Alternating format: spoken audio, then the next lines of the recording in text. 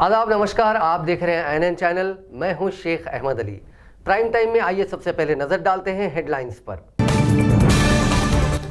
कर्नाटका में सियासी बहरान के बीच शुरू हुआ असेंबली इजलास।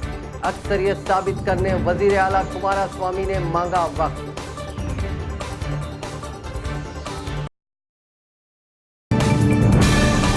हिंदुस्तान में 27 करोड़ लोग गरीबी के दायरे से बाहर, यूनाइटेड नेशंस की रिपोर्ट में हुआ खुलासा। जब बच्चे केजी ही नहीं पढ़ेंगे तो पीजी कैसे करेंगे? 4000 सरकारी स्कूलों को बंद करने टीआरएस हुकूमत के फैसले पर कांग्रेस का तंज। गरीब मुस्लिम लड़कियों की शादी के लिए आंध्र प्रदेश हुकूमत ने शुरू की शादी तोहफा स्कीम। और 22 साल पुराना 200 रुपए का खर्च चुकाने इंडिया पहुंचे केनिया के एमपी। कायम की ईमानदारी की नई मिसाल। अब खबरें तफसील से। कर्नाटका में जारी सियासी बहरान के बीच वजीर आला कुमारस्वामी ने जुमे को स्पीकर से अक्सरियत साबित करने के लिए वक्त मांगा है। उन्होंने असेंबली में कहा कि रियासत में जैसी सूरत हाल है उसे देखते हुए उन्हें अक्सरियत साबित करने के लिए वक्त दिया जाए। कर्नाटक में कांग्रेस के 13 और जेडीएस के 3 एमएलएज अब तक इस्तीफा दे चुके हैं। हालांकि स्पीकर ने उन्हें कबूल नहीं किया है। इस्तीफे कबूल न होने पर बागी एमएलएज ने सुप्रीम कोर्ट में पिटीशन दायर की थी। सुप्रीम कोर्ट ने कहा कि 16 जुलाई तक स्टेटस को बरकरार रखा जाए। बागी एमएलएज ने जुमेरात शाम 6 बजे असेंबली स्पीकर रमेश कुमार से मुलाकात की और दोबारा मुंबई लौट गए। कर्नाटक में अब तक कांग्रेस के 13 और जेडीएस के 3 एमएलएज इस्तीफा दे चुके हैं। इनमें से 10 ने इस्तीफा कबूल करने में देरी को लेकर अदालत में अर्जी पेश की थी। कोर्ट का हुक्म बाकी 6 एमएलएज पर लागू नहीं होगा। इसी सियासी रस्साकशी के दौरान आज से कर्नाटका असेंबली का मॉनसून सेशन भी शुरू हो गया है। करीब 18 साल बाद लोकसभा की कार्रवाई रात करीब 12 बजे तक जारी रही। जुमेरात को लोकसभा की कार्रवाई दोपहर से शुरू होकर रात 11:58 तक चली। Parliamentary affairs minister Prahlad Joshi के मुताबिक लोकसभा में पिछले 18 साल में पहली बार इतनी देर तक कार्रवाई हुई। इस दौरान 2019-20 के लिए रेलवे मिनिस्ट्री के बजट डिमांड्स पर बहस चली। कांग्रेस, तृणमूल और दीगर अपोजिशन पार्टियों ने मोदी हुकूमत पर रेलवे को निजी हाथों में बेचने का इल्जाम लगाया। अपोजिशन के मुताबिक हुकूमत आम बजट में रेलवे को पब्लिक प्राइवेट पार्टनरशिप, इनकॉर्पोरेशन और डिसइन्वेस्टमेंट की तरफ ले जा रही है। हुकूमत की मंशा रेलवे को निजी हाथों में देने की है। हुकूमत को बड़े बड़े वादे करने के बजाय रेलवे की माशी हालत सुधारना चाहिए। अपोजिशन ने एनडीए हुकूमत पर लोगों को बुलेट ट्रेन जैसे झूठे ख्वाब दिखाने का भी इल्जाम लगाया। अपोजिशन के इल्जामात का जवाब बीजेपी एमपी सुनील कुमार सिंह ने दिया। उन्होंने कहा कि कांग्रेस दौरे हुकूमत के मुकाबले इस बार रेलवे का काम बहुत अच्छी तरह से चल रहा है। पिछले 5 सालों में रेल हादसों में भी 73% की कमी आई है।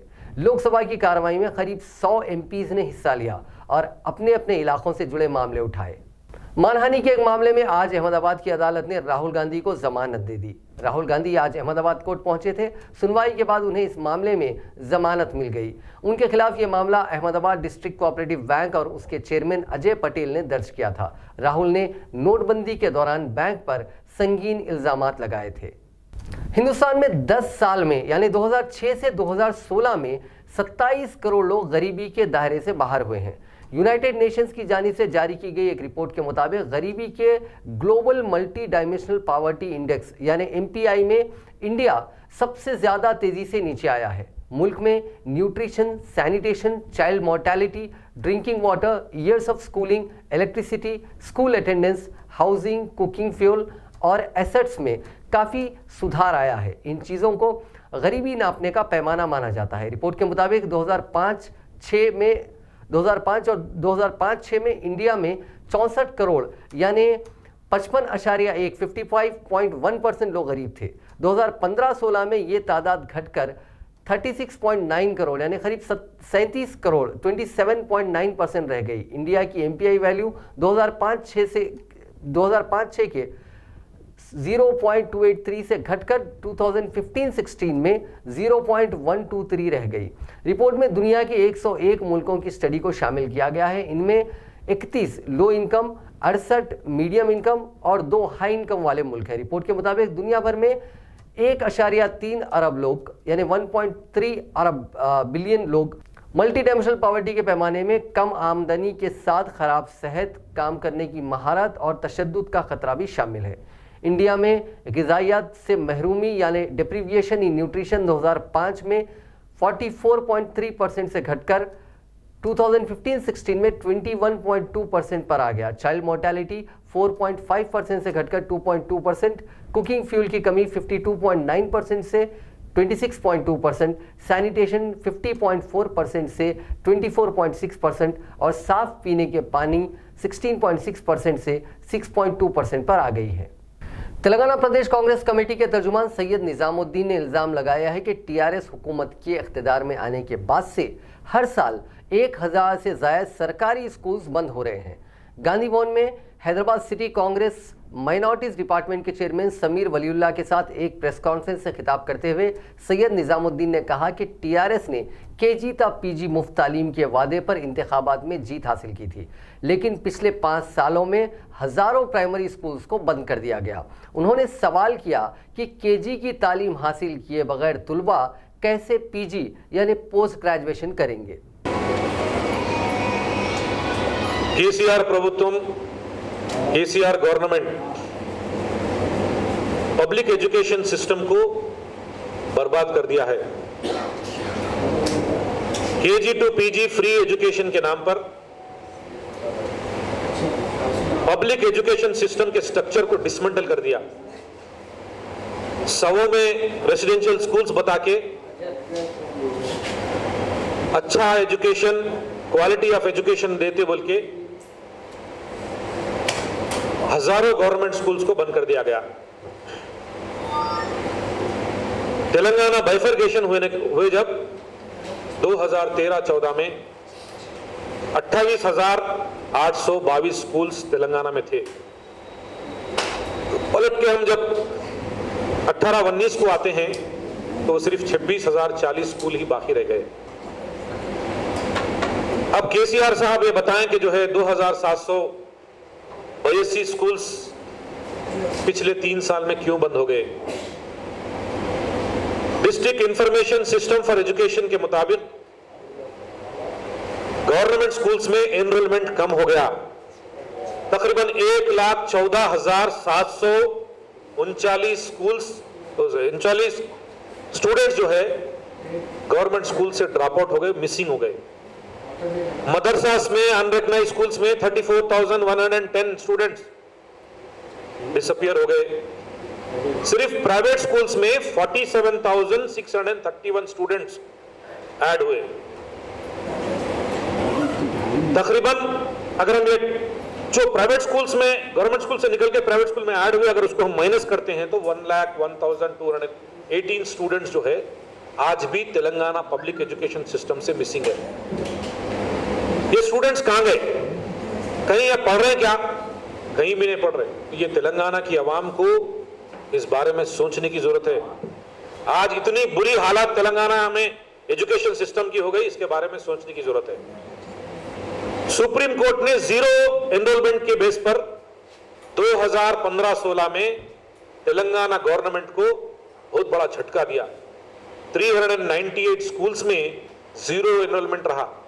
980 स्कूल में 1 से 10 बच्चे तक ही एडमिशन हुए। 2333 स्कूल्स में 11 से 20 बच्चे तक ही इसमें जो एनरोलमेंट हुए। क्या वजह है कि स्टूडेंट्स जो है एनरोलमेंट कम हो गया? क्यों स्टूडेंट स्कूल को आना नहीं चाह रहे? इसके पीछे तेलंगाना गवर्नमेंट सोचने की कोशिश भी नहीं करी। प्रॉपर उनके लिए फैसिलिटीज है नहीं है, उनके लिए टॉयलेट्स है नहीं है, उनके लिए पीने के पानी की सहूलत है नहीं है, बैठने के लिए बेंचेस है नहीं है, जब बारिश होती तो जो है उनके लिए छत है नहीं है। ये तमाम चीजों के बारे में सोचना छोड़ के लेस इन्वेस्टमेंट है बोल के, लेस एनरोलमेंट है बोल के 4000 स्कूल्स को तेलंगाना गवर्नमेंट बंद कर दी। रेशनलाइजेशन के नाम पर 2000 स्कूल बंद कर दिए गए। एजुकेशन सिस्टम से केसीआर साहब को कोई लगाव नहीं है, कोई सीरियसनेस नहीं है। स्कूल बिल्डिंग कंस्ट्रक्शन करने के लिए टीचर्स को रिक्रूटमेंट करके उनकी सैलरी देने के लिए केसीआर साहब के पास पैसे नहीं है। जितने टीचर्स अभी गवर्नमेंट में बचे हुए हैं, वही टीचर्स को लेके एग्जिस्टिंग स्कूल्स को मेंटेन कर रहे हैं। नए रिक्रूटमेंट्स तो बिल्कुल हो रहे ही नहीं, क्योंकि स्कूल ही बंद करना शुरू कर दिए। रिजर्व बैंक ऑफ इंडिया के एक बजट स्टडी में 2017 और 18 और 19 में पेज नंबर 125 में लिखा हुआ है कि तेलंगाना आज हिंदुस्तान के 29 स्टेट्स में, 2 यूनियन टेरिटरीज में सबसे आखिरी मुकाम पे ठहरा हुआ है बजट स्पेंडिंग में। आज तेलंगाना सिंगल डिजिट पे रुक गया है।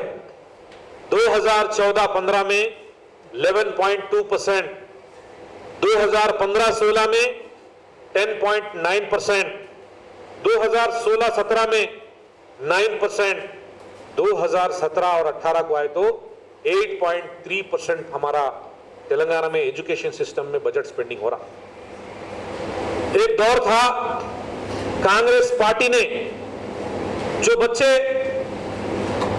नहीं पढ़ रहे थे उनको पढ़ाई की तरफ रागिब करने के लिए बड़े बड़े एड्स देकर लोगों को कन्विंस करते थे, करके जो है आपके बच्चों को पढ़ाइए, क्योंकि आंध्र प्रदेश के अंदर, हिंदुस्तान के अंदर कॉन्स्टिट्यूशन इस बात की इजाजत देता है, जो हुकूमत है उसके ऊपर जिम्मेदारी है कि हर एक को एजुकेशन प्रोवाइड करे। उसी एजुकेशन के नाम पर फीस रियंबर्समेंट देकर बच्चों को एजुकेशन की तरफ लाते थे। जो स्कूल ड्रॉप आउट्स थे उनको स्कॉलरशिप देते थे। जो है इंटरमीडिएट ड्रॉप आउट होते उनको इंजीनियरिंग कॉलेज खुले, वो इंजीनियरिंग कॉलेज की फीस को स्पॉन्सर करके फीस रियंबर्समेंट के जरिए बच्चों को इंजीनियर्स, डॉक्टर्स बनाते थे।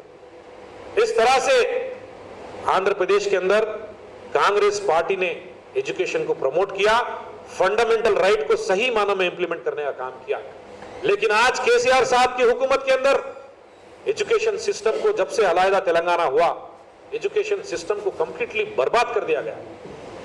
उसके ऊपर स्पेंडिंग कम हो गई, और तो और जितने गवर्नमेंट स्कूल सालों से थे वो तमाम स्कूलों को स्लोली बंद करने का काम कर दिया गया।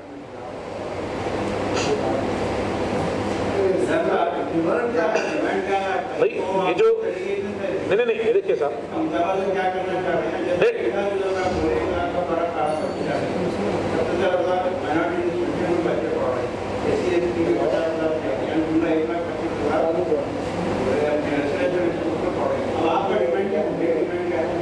हमारा मेन डिमांड यही है कि एजुकेशन सिस्टम को इंप्रूव करना, एजुकेशन सिस्टम के ऊपर स्पेंडिंग ज्यादा होना। पिछले गवर्नमेंट में जिस तरह से एजुकेशन सिस्टम के ऊपर स्पेंडिंग होती थी, पिछले गवर्नमेंट में जिस तरह से बच्चों को पढ़ने की तरफ रागिब लाने के लिए, पढ़ने की तरफ करने के लिए उनको जो है स्कॉलरशिप के जरिए, फीस रियंबर्समेंट के जरिए देते थे, उस तरह के पूरे सहूलतें आज पूरे होना, उस तरह के पूरे चीजें जो है आज फिर इंप्लीमेंट होना बल्कि कांग्रेस पार्टी डिमांड कर रही। 2014 सितंबर में डिस्ट्रिक्ट इंफॉर्मेशन सिस्टम के रिपोर्ट के मुताबिक 43,861 government schools, private aided schools और अनएडेड स्कूल्स थे। लेकिन स्लोली ये स्कूल्स को बंद करते हुए आज कम कर दिया गया। KG to PG free education के नाम पर प्राइमरी सेक्शन के स्कूल्स को शट डाउन कर दिया गया। जब लड़का हो या लड़की केजी नहीं पढ़ेगा तो वो पीजी तक कहां जाएगा। ये काम केसीआर साहब कटिंग करके उसको यहां से एजुकेशन में रोक दिए, और जो है जब पीजी तक उन्हें केजी नहीं पढ़ेगा तो पीजी तक नहीं जा सकेगा, लिहाजा उनकी पढ़ाई यहीं पे खत्म कर दिया गया। मैं तेलंगाना की आवाम से गुजारिश करता हूं कि जो है इसके बारे में आप लोग सोचे, और टीआरएस गवर्नमेंट से, केसीआर साहब से डिमांड करता हूं कि आप एजुकेशन सिस्टम को इंप्रूव करें, ज्यादा से ज्यादा इसके अंदर बजट लगाएं। कांग्रेस के सीनियर कायद व रुकने काउंसिल टी जीवन रेड्डी ने कहा कि रियासती हुकूमत ने कालेश्वरम प्रोजेक्ट का डीपीआर यानी डिटेल प्रोजेक्ट रिपोर्ट मरकज को रवाना नहीं किया। इसलिए मरकजी हुकूमत इस प्रोजेक्ट को कौमी प्रोजेक्ट का दर्जा देने पर गौर नहीं कर रही है।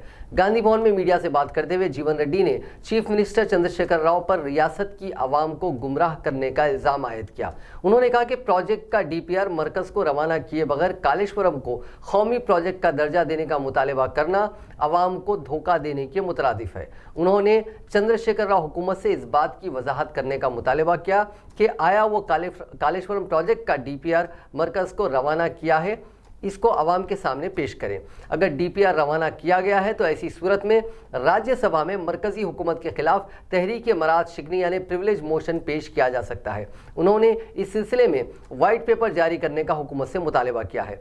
उन्होंने कहा कि कालेश्वरम प्रोजेक्ट को कौमी प्रोजेक्ट का दर्जा हासिल करने में नाकामी को अखलाकी जिम्मेदारी कबूल करें। जीवन रेड्डी ने इल्जाम आयद किया है कि रियासत की टीआरएस हुकूमत और मरकज की बीजेपी हुकूमत तेलंगाना अवाम के साथ इम्तियाज बरत रही है। उन्होंने कहा कि रियासत को मखरूस करते हुए अवाम पर जायद माली बोझ आयद किया जा रहा है। कांग्रेस रुकने असेंबली जग्गा रेड्डी ने संगारेड्डी असेंबली हल्के में पीने के पानी की किल्लत को दूर करने का मुतालबा करते हुए 3 रोज़ा भूख हड़ताल मुनज़्ज़म करने का ऐलान किया है। मीडिया से बात करते हुए संगारेड्डी के रुकने असेंबली ने कहा कि संगारेड्डी में वाक़े सिंगू डैम से साबिक वजीर आबपाशी हरीश राव ने निज़ामबाद ज़िले को पानी मुंतकिल किया था, जिसकी वजह से सिंगू डैम में पानी ख़त्म हो गया है। नतीजे के तौर पर संगारेड्डी ज़िले भर में बिलखुसूस संगारेड्डी असेंबली हल्के में आवाम को पीने के पानी की शदीद किल्लत का सामना है। उन्होंने कहा कि संगारेड्डी को गोदावरी का पानी मुंतकिल करने के लिए चीफ मिनिस्टर से नुमाइंदगी की गई, लेकिन इस पर चीफ मिनिस्टर का कोई रद्द अमल सामने नहीं आया। गोदावरी से पटनचेरू असेंबली हल्के तक पानी सरबराह किया जा रहा है। इस पानी को संगारेड्डी तक मुंतकिल करने का मुतालबा करते हुए वो पीर 15 जुलाई से 17 जुलाई तक भूख हड़ताल मुनज़्ज़म करेंगे। वजीर लेबर CH मल्ला रेड्डी ने हर घर में टीआरएस पार्टी की रुकनियत देने पार्टी कायदीन व कारकुनों पर जोर दिया है। उन्होंने कहा कि चीफ मिनिस्टर चंद्रशेखर राव की क़यादत में तेलंगाना रियासत तरक्की और अवामी बहबूद के कामों में मुल्क भर में नंबर 1 मकाम पर है।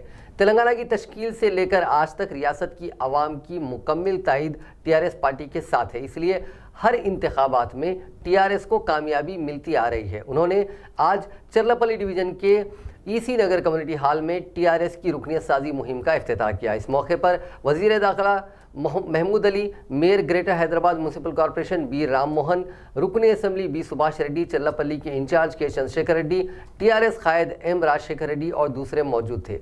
वज़ीर दाखिला महमूद अली ने कहा कि चंद्रशेखर राव हुकूमत समाज के हर तबके की तरक्की और बहबूद के लिए इक़दाम कर रही है। पैदा होने वाले बच्चे से लेकर मुअम्मर अफराद तक हुकूमत ने कई स्कीमात मुतारिफ की हैं, जिससे हर ख़ानदान मुस्तफ़ीद हो रहा है। उन्होंने कहा कि मेयर राम मोहन की क़यादत में बल्दिया तरक्की की राह पर गामज़न है। मेयर राम मोहन ने कहा कि पार्टी की रुकनियत साजी मुहिम में शहर हैदराबाद को नंबर 1 मकाम पर लाने की कोशिशें की जा रही हैं। पार्टी ने ग्रेटर हैदराबाद में रुकनियत साजी का जो निशाना मुकर्रर किया है, इससे ज़्यादा अफराद को पार्टी की रुकनियत दी जाएगी।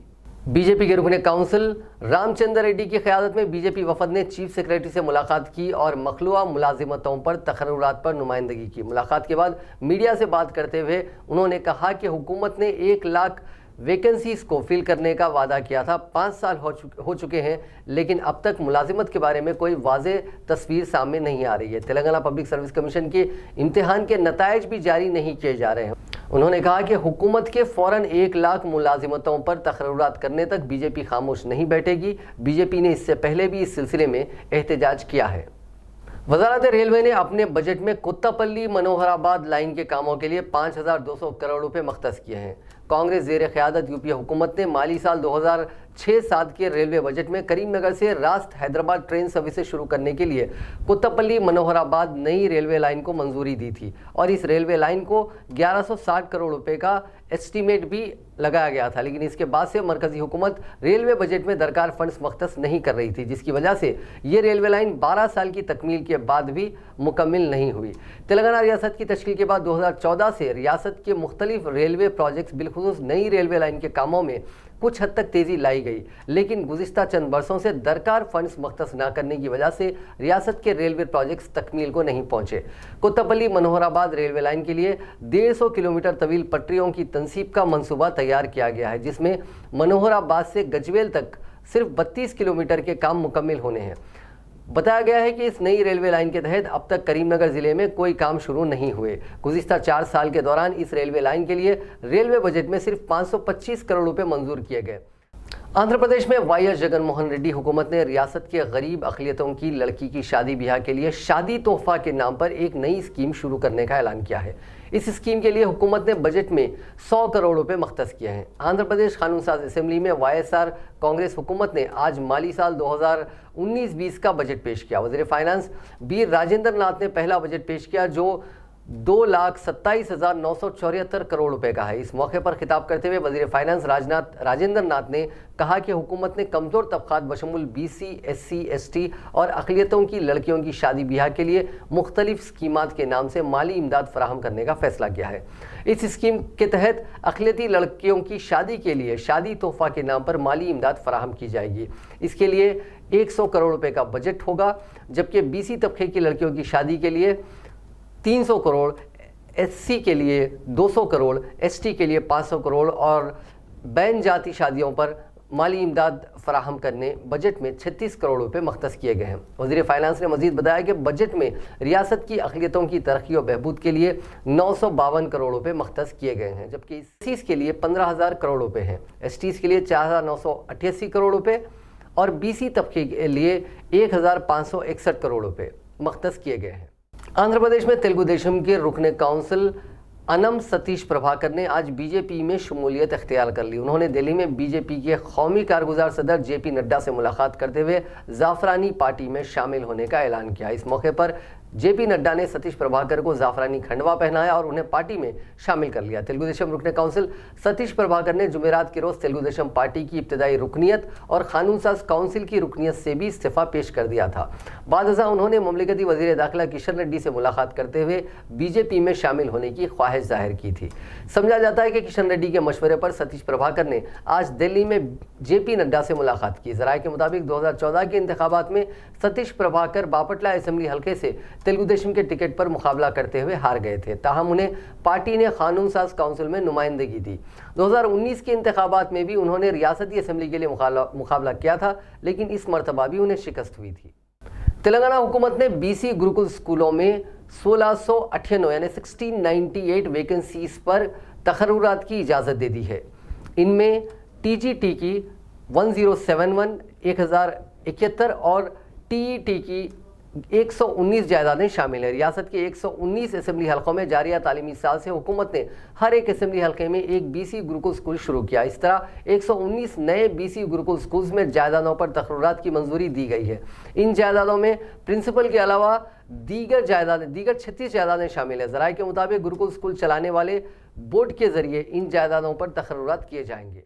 ग्रेटर हैदराबाद म्यूनसिपल कॉरपोरेशन ने प्रोजेक्ट्स के लिए जायदादें हासिल करने के लिए एक खुसूसी शोबा कायम करने का फैसला किया है। बल्दिया दफ्तर में कमिश्नर दाना किशोर ने आला सतही इजलास मुनक़िद करते हुए कहा कि बल्दिया के जारी प्रोजेक्ट्स के तामीरात के लिए अराजी हुसूल के काम को मज़ीद तेज़ करने के लिए एक खुसूसी शोबा कायम करने का फैसला किया गया है। उन्होंने कहा कि SRDP, नाला, सड़कों की तोसी और डबल बेडरूम के बड़े बड़े पैमाने पर तामीर के लिए दरकार अराजी और जायदादों के हुसूल के लिए इक़दामात किए जाएंगे।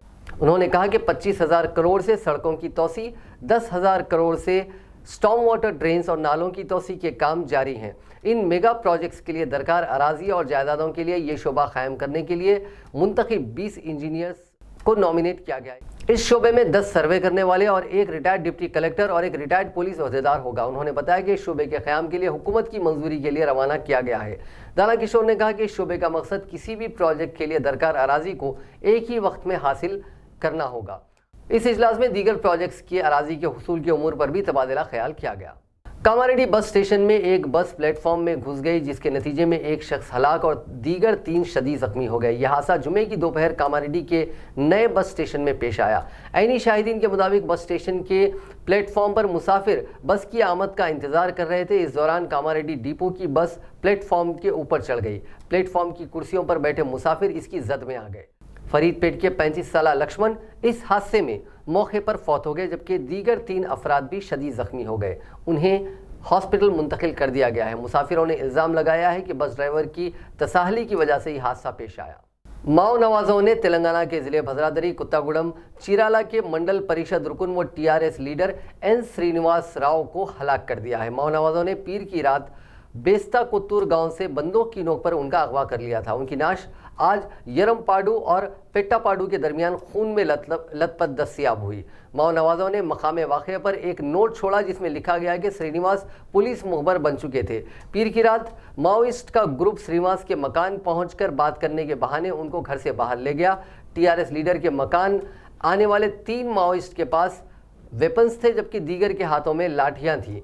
टीआरएस लीडर की अहलिया दुर्गा ने मीडिया को बताया कि माओइस्ट ने उनके बेडरूम से उनके शौहर को घसीट कर निकाला और उनको अपने साथ ले जाने से पहले उनकी शदीद पिटाई की। रेलवे को पैसेंजर टिकटों की बिक्री के साथ ही टिकट कैंसिल किए जाने पर भी मोटी कमाई हो रही है। आरटीआई के जरिए ली गई एक जानकारी से पता चला है कि साल 2018-19 में टिकट कैंसिल किए जाने के बदले मुसाफिरों से वसूले गए चार्जेस से रेलवे के खजाने में लगभग 1536 करोड़ रुपए जमा हुए। मध्य प्रदेश के आरटीआई एक्टिविस्ट चंद्रशेखर गौड़ ने बताया कि उन्हें रेलवे मिनिस्ट्री से अलग अलग अर्जियों पर यह जानकारी मिली।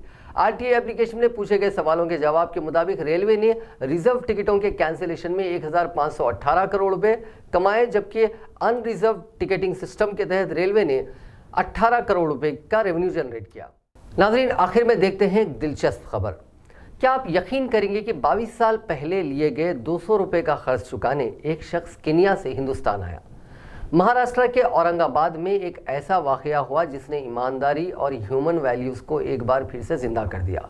औरंगाबाद शहर के काशीनाथ गौली उस वक्त हैरत में पड़ गए जब उनके सामने केनिया का एक एमपी खड़ा नजर आया। काशीनाथ को देखते ही उस एमपी की आंखें भर आई। वहीं काशीनाथ का पूरा खानदान भी जज्बाती नजर आया। दरअसल केनिया के एमपी और फॉरेन अफेयर्स कमेटी के वाइस चेयरमैन रिचर्ड नियागा का टोंगी 1985 से 1989 तक महाराष्ट्र के औरंगाबाद में रहकर मौलाना आज़ाद कॉलेज में पढ़े। उन्होंने वानखेड़े नगर में कॉलेज के सामने एक कमरा किराए पर ले रखा था। वहीं किराने की एक दुकान भी थी जहां से टोंगी सामान खरीदते थे। एक बार उनके पास दुकानदार की 200 रुपये की उधारी हो गई थी। बाद में टोंगी अपने मुल्क लौटे तो सियासत में शामिल हो गए और नियारी बरी कैचे कॉन्स्टिट्यूएंसी के एमपी भी बने। हालांकि इस दौरान उन्हें 200 रुपये की उधारी ना चुकाने की बात सताती रही। उन्होंने हिंदुस्तान आकर इस उधारी को चुकाने का फैसला लिया। टोंगी को इंडिया आने का मौका ही नहीं मिल रहा था। पिछले हफ्ते वज़ीर-ए-आज़म नरेंद्र मोदी से मुलाकात के लिए केनिया का एक डेलीगेशन हिंदुस्तान आया। इत्तेफाक से टोंगी भी इस डेलीगेशन में शामिल थे। दिल्ली का प्रोग्राम पूरा करने के बाद वो 22 साल पुराने खर्च को लौटाने के मकसद से अपनी अहलिया मिशेल के साथ औरंगाबाद पहुंचे। काफ़ी देर तक वो किराना दुकानदार को ढूंढते रहे। काफ़ी खोजबीन के बाद उनकी मुलाकात काशीनाथ से हो गई। जब गौली की टोंगी के आने की वजह का पता चला तो वो बेहद जज्बाती हो गए। टोंगी ने अपनी फेसबुक पोस्ट में लिखा कि मैंने 22 साल पहले 200 रुपये का कर्ज लिया था जिसे मैं नहीं चुका पाया था। मैंने गौली का शुक्रिया अदा किया क्योंकि उन्होंने उस वक्त मेरी मदद की थी जब मैं स्ट्रगल कर रहा था। आज मुझे यह कर्ज चुकाकर सुकून मिला। नाज़रीन, आखिर में एक बार फिर से नजर डालते हैं हेडलाइंस पर। कर्नाटका में सियासी बहरान के बीच शुरू हुआ असेंबली इजलास। अक्सरियत साबित करने वजीर आला कुमारस्वामी ने मांगा वक्त।